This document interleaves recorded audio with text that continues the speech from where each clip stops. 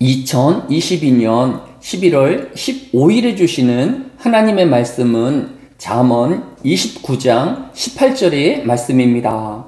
구약성경 잠언 29장 18절의 말씀을 봉독합니다. 묵시가 없으면 백성이 방자히 행하거니와 율법을 지키는 자는 복이 있느니라. 아멘. 오늘 본문은 묵시가 없으면 이라고 시작하고 있습니다.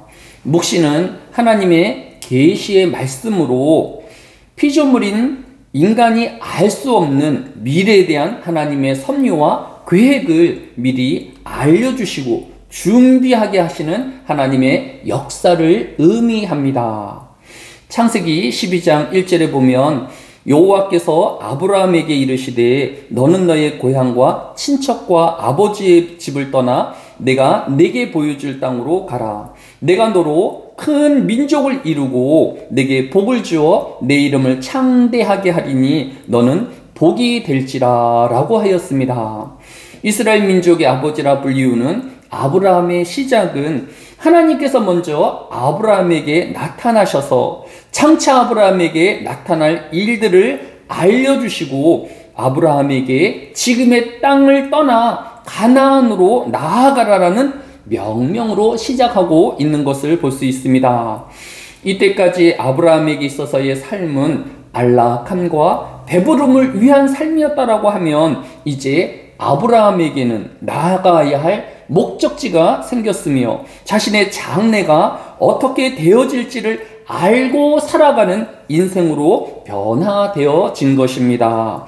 이뿐 아니라 출애굽기 3장 8절로 10절에는 내가 내려가서 그들을 애굽인의 손에서 건져내고 그들을 그 땅에서 인도하여 아름답고 광대한 땅, 젖과 꿀이 흐르는 땅에 데려가려 하노라.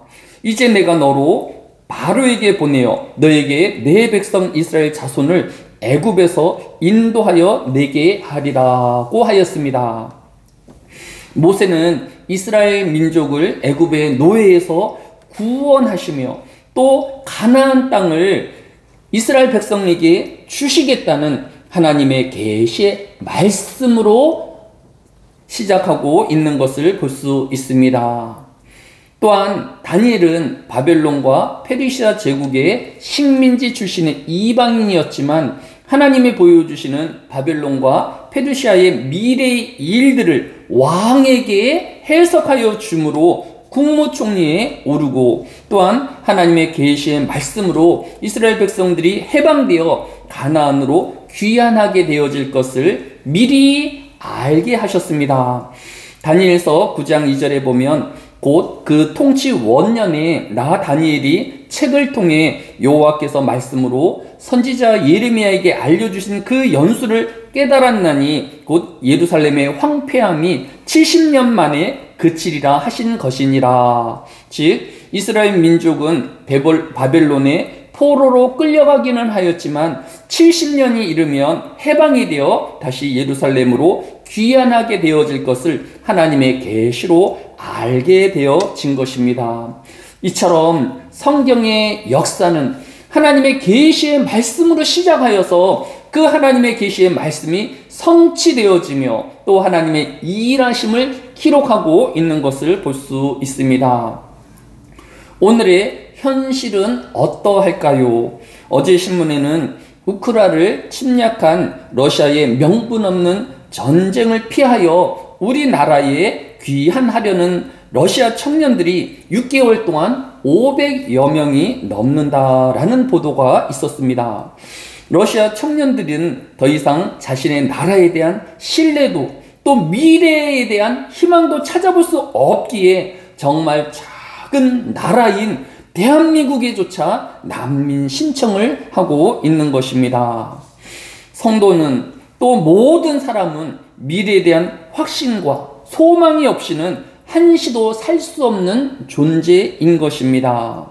무엇보다 자신의 죽음과 죄의 심판을 스스로 잘 알고 있기에 이에 대한 해답과 미래의 구원의 확신이 없으면 절망하게 되어지고 또 하지 말아야 할 선택을 하기도 하는 것입니다.